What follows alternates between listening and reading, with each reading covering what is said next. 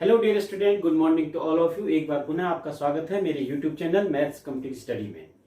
आज हम स्टडी करेंगे composition of function, class 12th का फलनों का संयोजन। इससे पहले वाले लेक्चर में आपने पढ़ा था टाइप्स ऑफ फंक्शन, जिसमें हमने बात की थी इंजेक्टिव फंक्शन, सर्जेक्टिव फंक्शन और बाइजेक्टिव फंक्शंस की, यानी कि एकैकी फलन, आच्छादक फलन, और जो एकैकी और आच्छादक दोनों है उस प्रकार के फलन को हम बाइजेक्टिव कहते हैं। उसका अध्ययन हमने किया था और हमने कुछ इंपॉर्टेंट क्वेश्चंस भी एक्सरसाइज 1.2 के आपको कराए थे। और आइए देखते हैं, आज जानते हैं फलनों का संयोजन, कंपोजिशन ऑफ फंक्शंस। फंक्शंस के बारे में इससे पहले वाले लेक्चर में आपने जाना था कि फंक्शंस की जो डेफिनेशन है उसके बारे में आपने समझा था। तो एक बार पुनः मैं फंक्शंस को रिवाइज कर देता हूँ। फंक्शंस में हमने पढ़ा था किसी सेट ए से बी में कोई रिलेशन हमारा फंक्शन कहलाता है। कोई सेट हमारे पास ए है और कोई दूसरा सेट हमारे पास बी है। सेट ए से बी में अगर कोई आपको रिलेशन पता है या कोई रूल के अकॉर्डिंग हमें ए को इनपुट देने पे हमको बी के एलिमेंट मिलते हैं, तो ये फंक्शन कहलाता है यदि ए के प्रत्येक अवयव का बी में एक और केवल एक प्रतिबिंब हो। यानी कि for each element of A has one and only one image in set B. तो ये हमारी फंक्शंस की डेफिनेशन थी। यानी कि इसमें दो कंडीशन आपकी हैं। ए का जो प्रत्येक एलिमेंट है उसकी इमेज होनी चाहिए, पहली कंडीशन है। प्रत्येक अवयव की प्रत्येक अवयव का प्रतिबिंब होना चाहिए, ये कंडीशन है। Every element of set A have an image in set B. और दूसरी कंडीशन हमने इसमें बताई थी आपको, one and only one image, यानी कि एक और केवल एक उसकी इमेज होनी चाहिए। अब जैसे कुछ आपने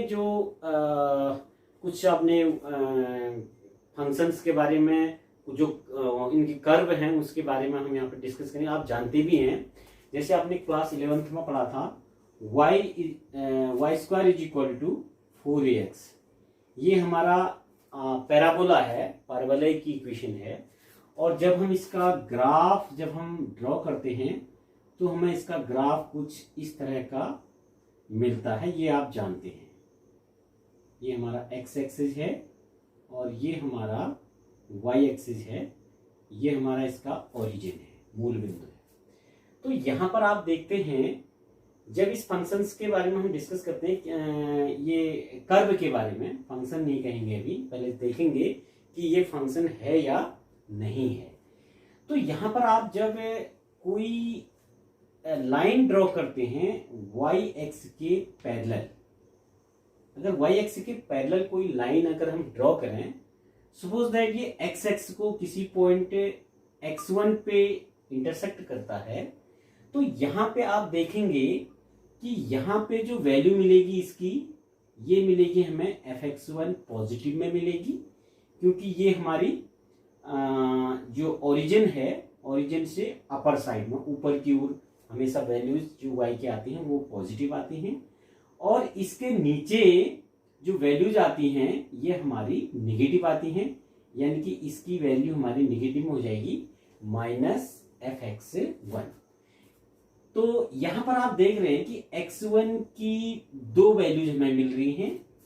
एक तो मिल रही है fx1 जो कि पॉजिटिव है, और वही हमको एक वैल्यू और मिल रही है fx2 जो कि नेगेटिव है।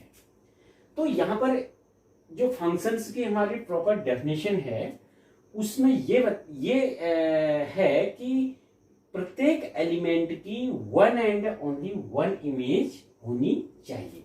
तो यहां पर हमें दो इमेज x1 की मिल रही हैं, fx1 और fx2। आपकी समझ में आ गया होगा, ये ओरिजिन है, ये x1 कोई पॉइंट x एक्स में इसको इंटरसेक्ट कर रहा है। तो जब हम ये लाइन ड्रॉ करते हैं तो तो इसके x1 के संगत हमें fx1 और fx2 की वैल्यूज मिलती है।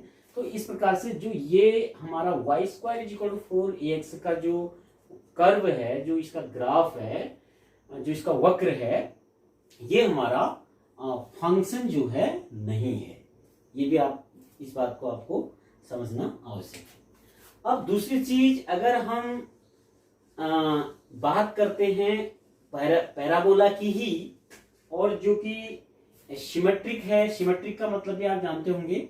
सिमेट्रिक का मतलब ये होता है कि जो एक्स एक्स में के दोनों ओर जिसकी यानी कि मिरर इमेज होती है, यानी कि एक इमेज जैसे हमने इसमें देखा था, एक इधर इमेज है एक्स एक्स के ऊपर की तरफ, तो एक एक्स एक्स के उतनी ही डिस्टेंस पे आपकी वाई नीचे की इमेज है।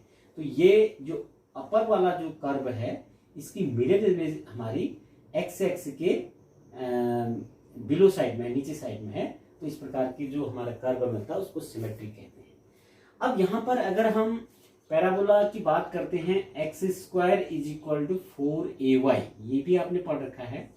X square is equal to 4ay का जब हम ग्राफ ड्रॉ करते हैं तो इसका ग्राफ कुछ इस तरह से होता है, ठीक है। तो यहाँ पर आप देखेंगे, सपोज दैट यहाँ पे कोई x1 वैल्यू है, तो इसके संगत जो हमें वैल्यू मिलती है ये fx1 ही मिलती है, केवल एक वैल्यू हमें मिलती है। इसी तरह से अगर यहाँ आपकी x2 है तो यहाँ पर हमको इसके संगत वैल्यू मिलती है fx2 मिलती है।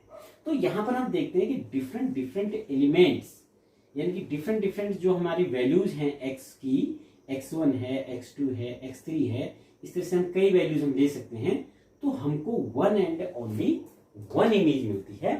तो जो पैराबोला हमारा है x square is equal to 4ay, ये तो फंक्शन है, बट जो y square is equal to 4ax है, ये हमारा फंक्शन नहीं है।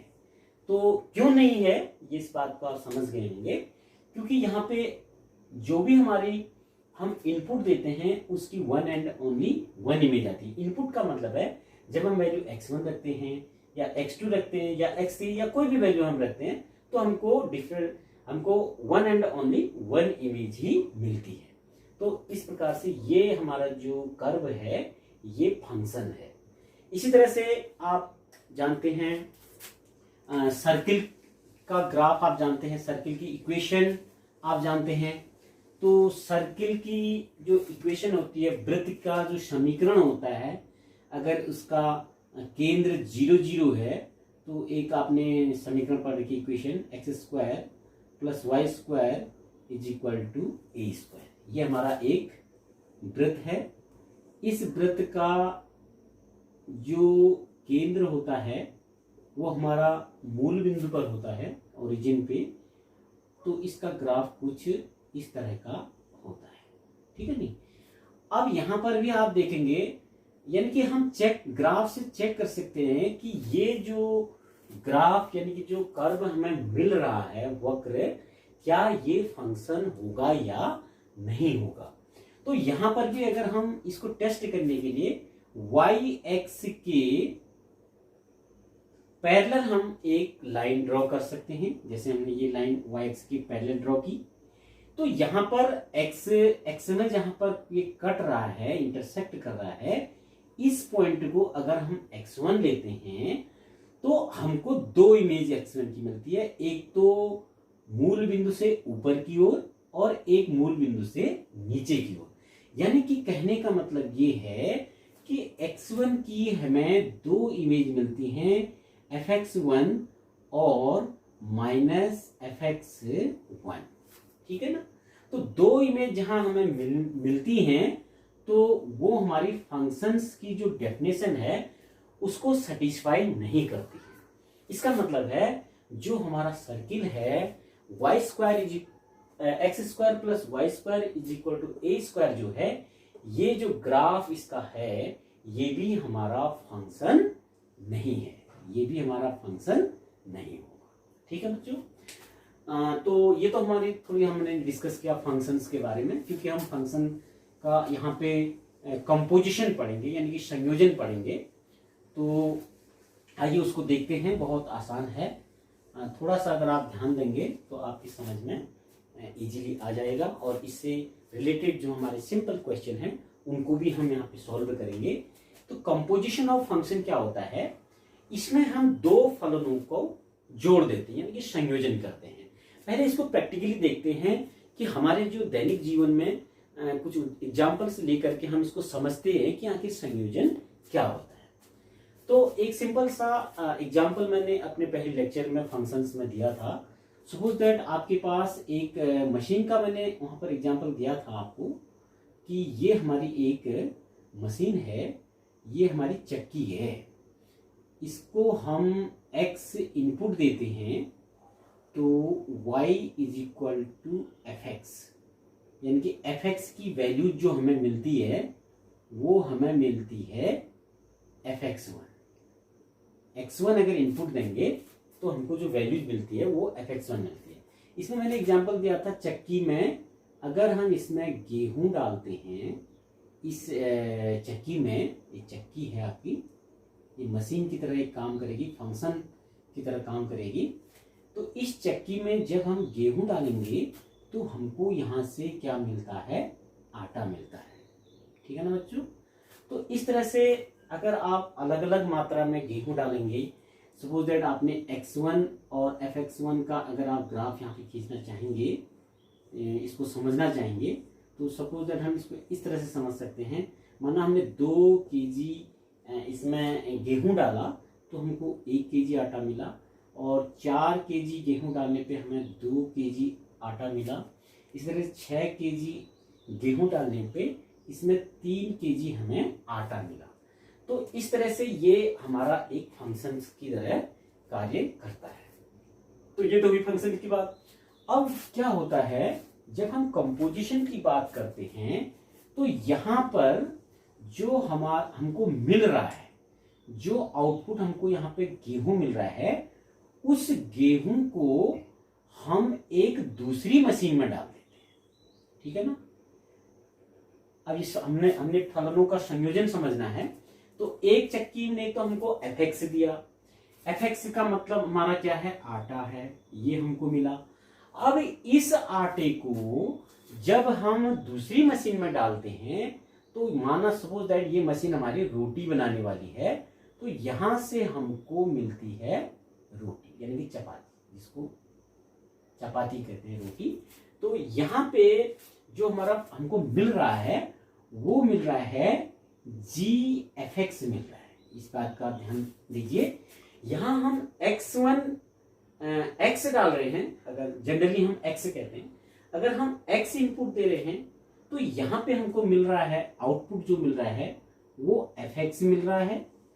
और इस एफ एक्स को जब हम दूसरी मशीन में डालते हैं, दूसरी वाली मशीन में जो कि रोटी बनाती है, तो हमको इनपुट यहां पे जैसे x था, यहां पे g के लिए इनपुट हमारा एफ एक्स हो जाता है। तो जी एफ एक्स यानी कि जो हमको आउटपुट मिला वो हमको मिला जी एफ एक्स।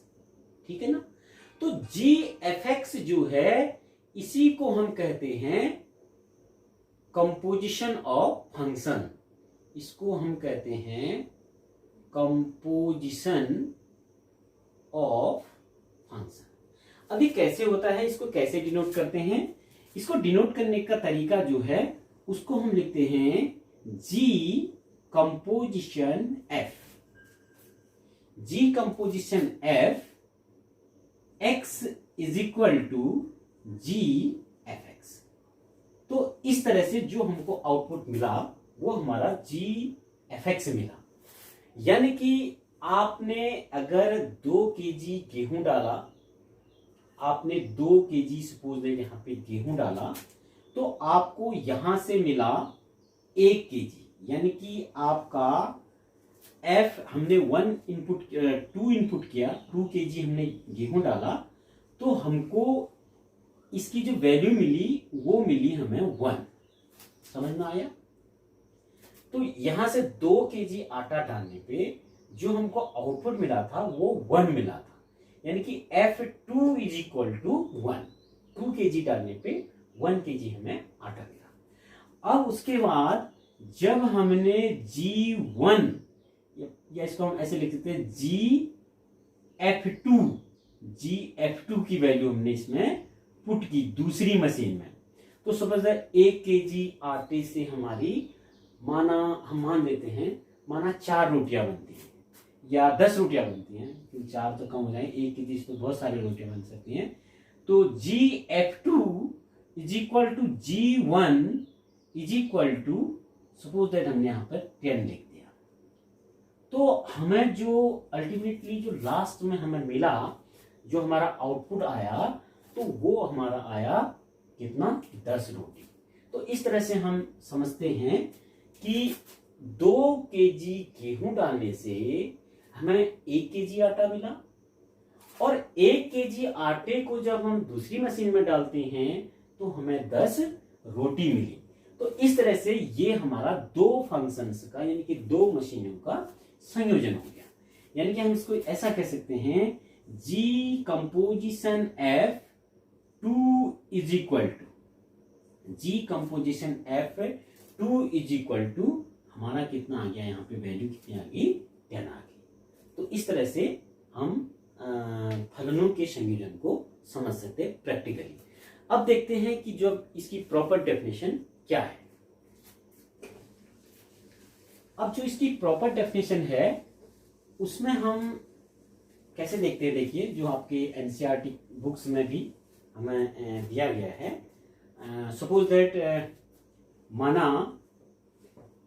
माना F such that A to B and, इसको लेट कर देते हैं हिंदी में, माना let F A to B and F such that B to C be 2 functions। माना F A से B में और F B से C में 2 क्या हैं, फंक्शंस हैं। Let F A to B and F B to C be 2 functions, then the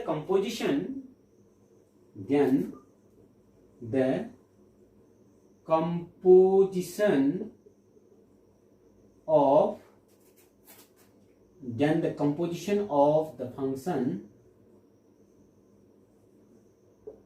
represented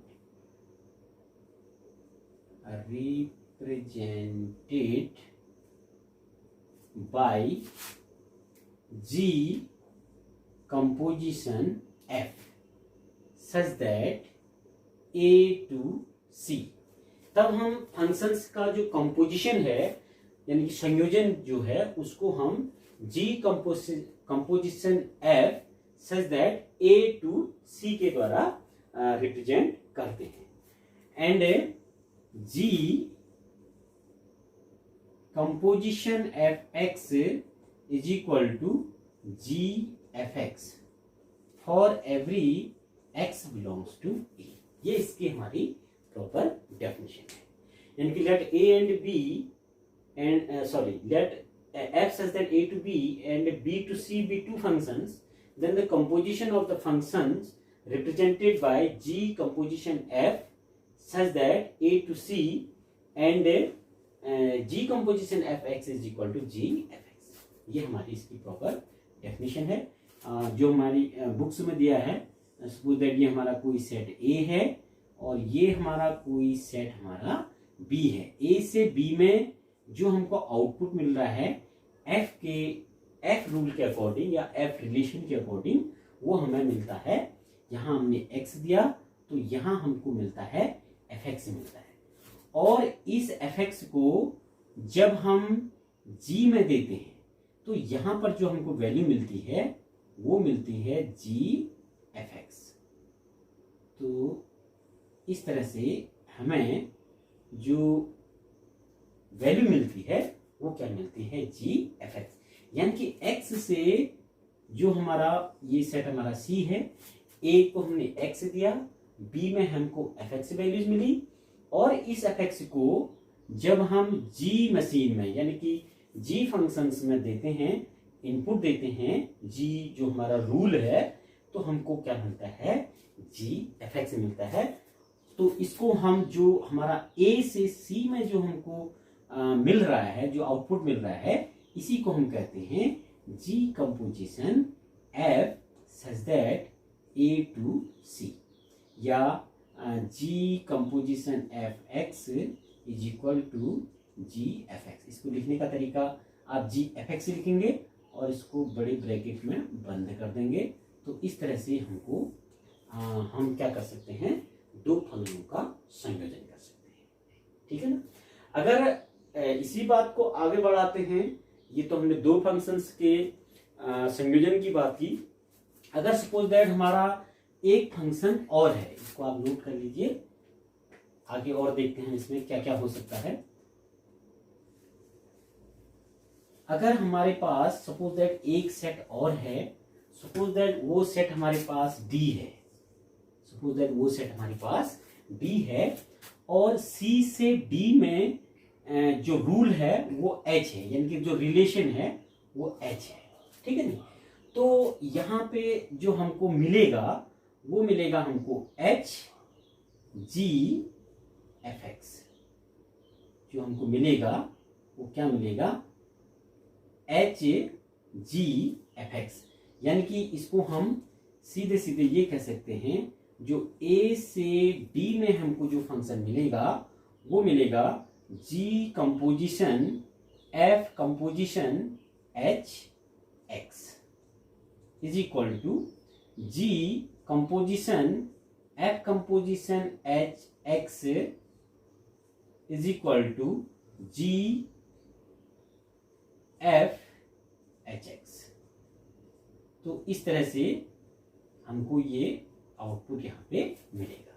तो इसका कहने का मतलब ये है कि हमारे पास अगर दो फंक्शंस हैं उनका संयोजन हो सकता है, अगर तीन फंक्शन हैं उनका संयोजन हो सकता है, चार हैं, पांच हैं, यानी कि कई फंक्शन अगर हैं तो हम उनका संयोजन कर सकते हैं।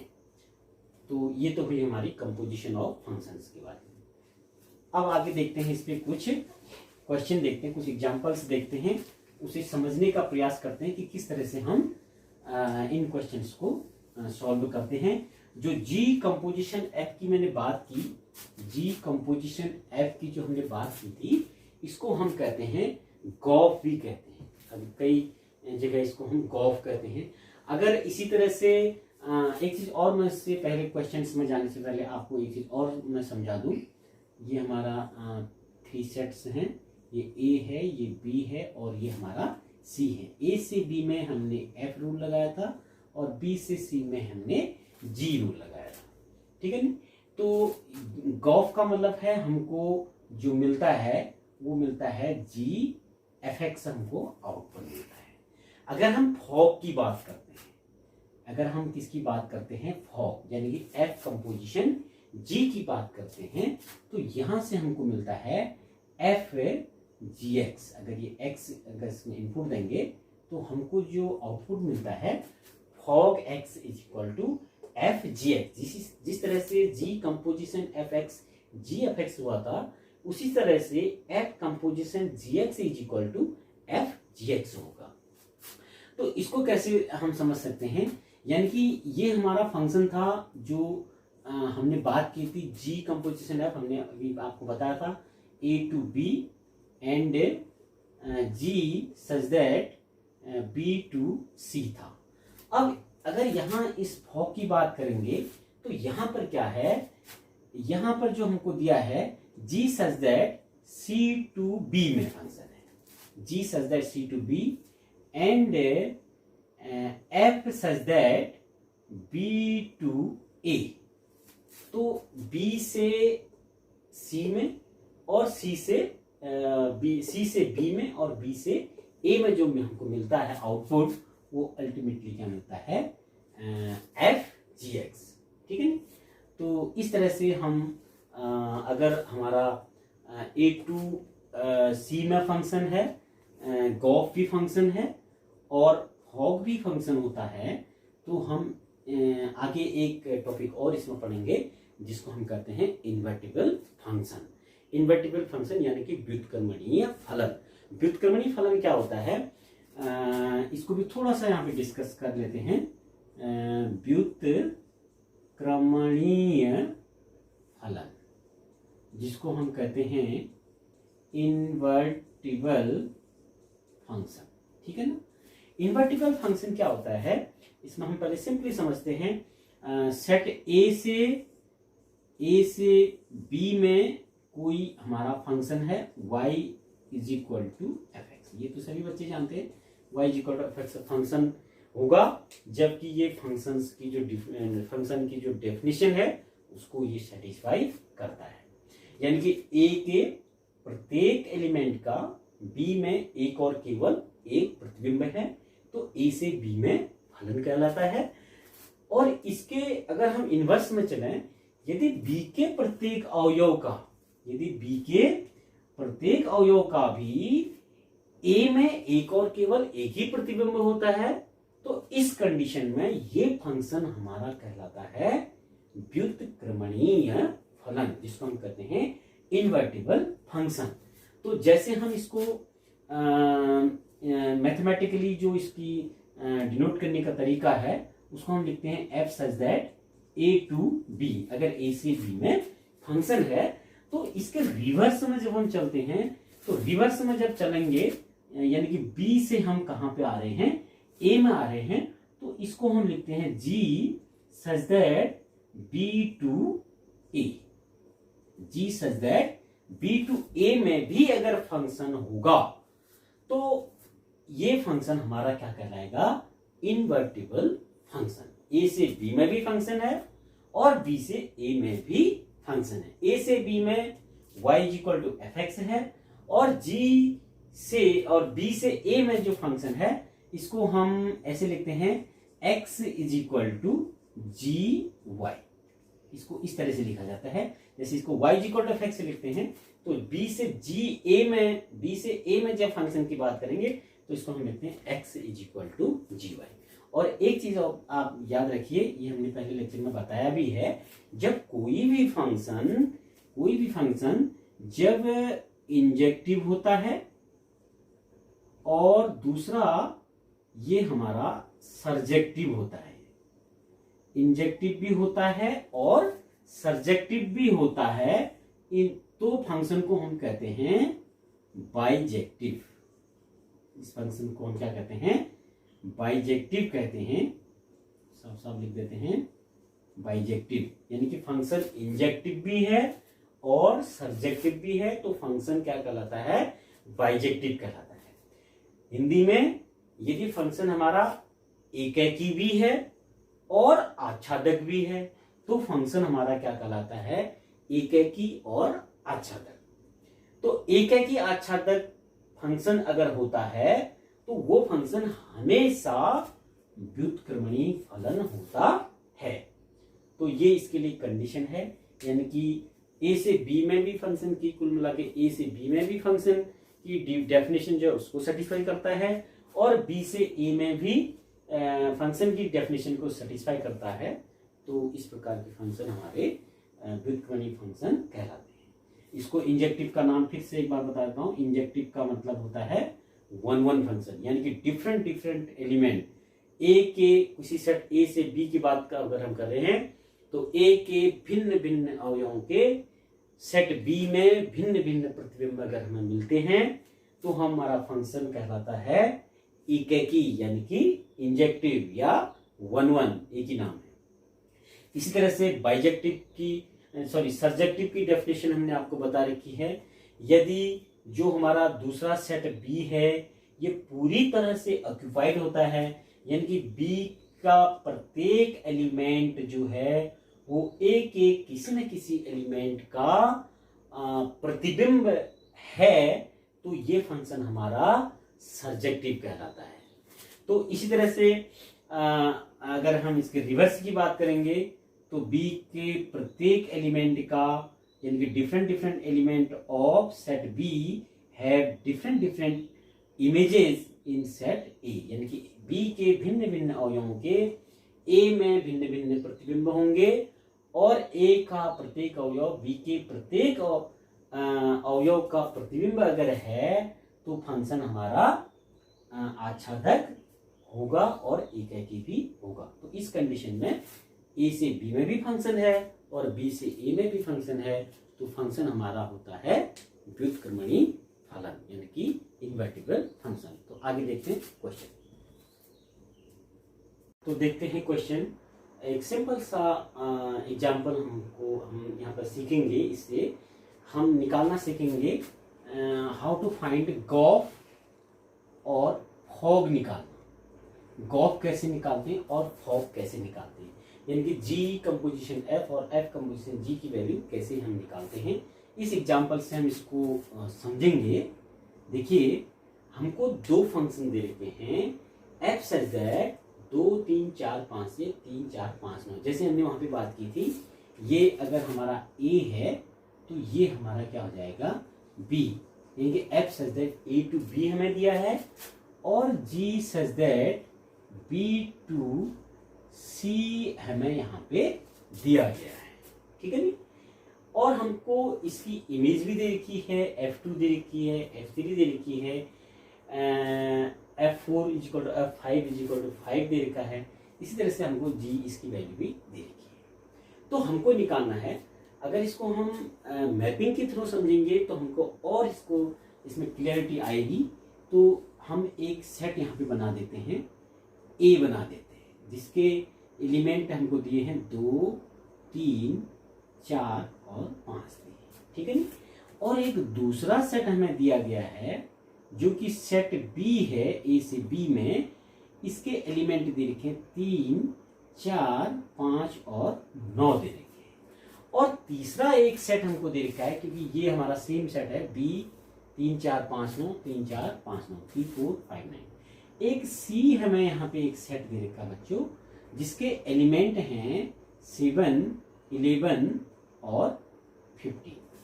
तो ये तीन सेट हमें, ये तो तीसरा सेट सी है, तो ये तीन सेट हमें यहाँ पे दिए हुए हैं। थोड़ा सा क्वेश्चन में आपको समझने में, इसको फील करने में आसानी होगी। तो ए से बी में हमारा फंक्शन एफ है और बी से फंक्शन हमारा क्या है जी है।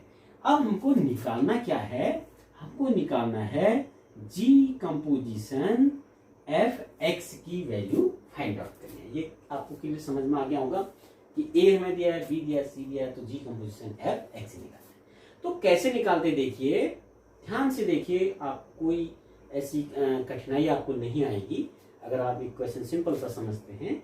तो सबसे पहले जो एक्स की वैल्यू जो हमारी है वो इनपुट हम ए को क्या क्या दे रहे हैं। ए में एक्स की वैल्यू हमारी 2 हो सकती है, 3 हो सकती है, 4 हो सकती है और 5 हो सकती है। तो सबसे पहले हम 2 पे चेक करते हैं, यानी कि पहला जो हमने निकालना है यहाँ पे जी कंपोजिशन F2 इज इक्वल, इसकी वैल्यू हमने फाइंड आउट करनी है। तो फॉर्मूला हमारे पास है जो हमने इसकी डेफिनेशन में पढ़ा है। तो g composition f x is equal to, यहीं पर हम लिख देते हैं, इसकी वैल्यू होती है जी एफ एक्स, जो हमको आउटपुट इसमें मिलता है ए से सी में। तो g composition F2 is equal to हमारा हो जाएगा जी F2 हो जाएगा। ठीक है। अब F2 की वैल्यू हमको यहाँ पे दी हुई है, F2 हमको दिया हुआ है 3, यानी कि इसकी F2 की जगह हम कितना लिख सकते हैं, यहाँ पे 3 लिख सकते हैं। यानी कि आप इसको ऐसे समझ सकते हैं, 2 की जो इमेज है F2 की वैल्यू हमारी कितनी है 3 है। F2 बराबर 3 हमको दिया हुआ है, F2 की वैल्यू 3 है और G3 की वैल्यू हमारी कितनी है 7 है। तो G3 की वैल्यू हमारी कितनी है 7 है। तो G3 इज इक्वल टू हमारा कितना आ जाएगा 7 आ जाएगा, यानी कि G कंपोजिशन F2 की वैल्यू जो हमें मिली वो कितनी मिली 7 में। दूसरी वैल्यू हम निकालते हैं 3 के लिए।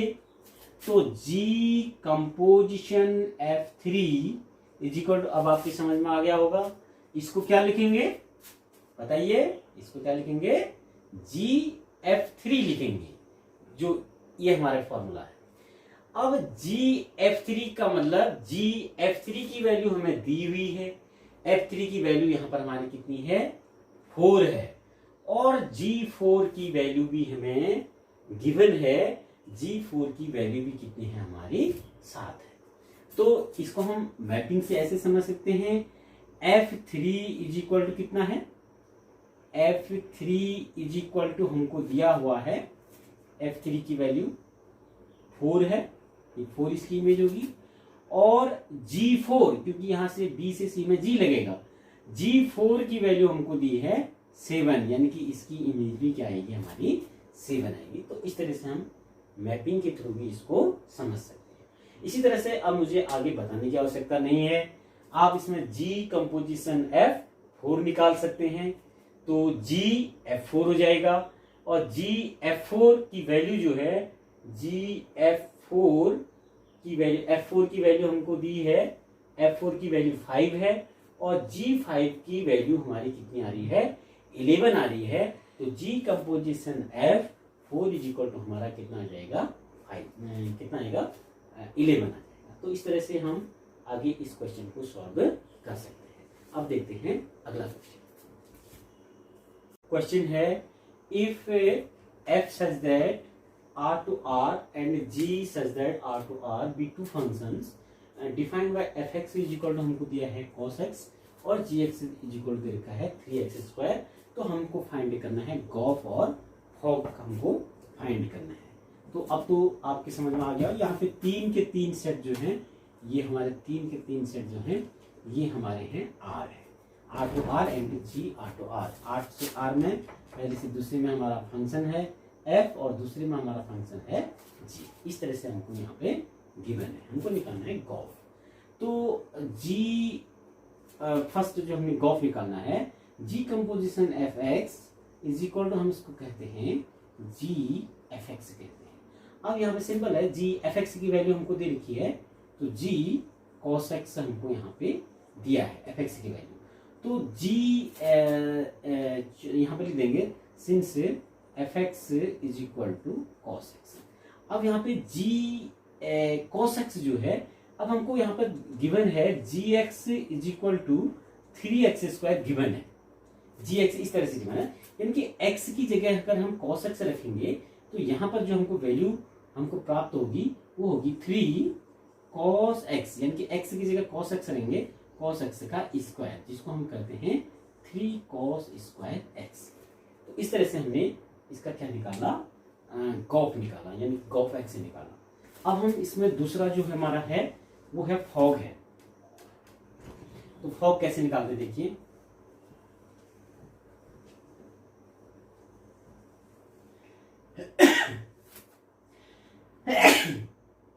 Fog x is equal to f g x हो जाएगा। तो एफ जी एक्स की वैल्यू हमारे यहाँ पर 3x स्क्वायर है, gx की वैल्यू हमने पुट कर दी। अब यहाँ पर चूंकि हमको gx इज इक्वल टू यहाँ पर लिख देंगे 3x स्क्वायर। अब हमको fx दे रखा है, cos x दे रखा है, तो यहाँ पे जो हमारा x है, x की जगह हमने क्या रख देना है, 3x स्क्वायर लिख देना है, क्योंकि x की जगह 3x स्क्वायर हम रखेंगे तो हमको ये वैल्यू मिल जाएगी।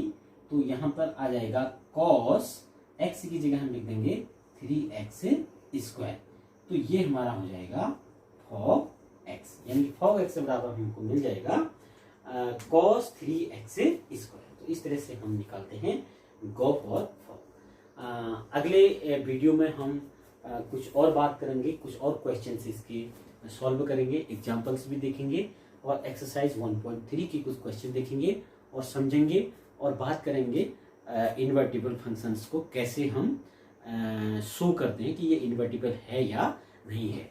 तो मेरे वीडियो को आप फर्स्ट से लेके अंत तक पूरा वॉच कीजिए, और इसको अगर आपने सब्सक्राइब नहीं किया है तो मेरे चैनल को सब्सक्राइब कीजिए, ताकि जो भी वीडियो हम अपलोड करते हैं वो आप तक तुरंत पहुंच सके। आज के लिए बस इतना ही, थैंक यू वेरी मच। आप लोग खूब मेहनत कीजिए, क्योंकि अभी संभावना ये है कि जुलाई के अंत तक, यानी कि 31 जुलाई तक हो सकता है कि विद्यालय हमारे बंद रहें, तो आपको घर में खूब मेहनत करनी है, एग्जाम्पल्स को समझिए, डेफिनेशंस को समझने का प्रयास कीजिए। तो मैं आशा करता हूँ कि आपकी समझ में प्रत्येक जो कंटेंट हमारा NCERT का है ये अच्छे से समझ में आ जाएगा। Thank you very much.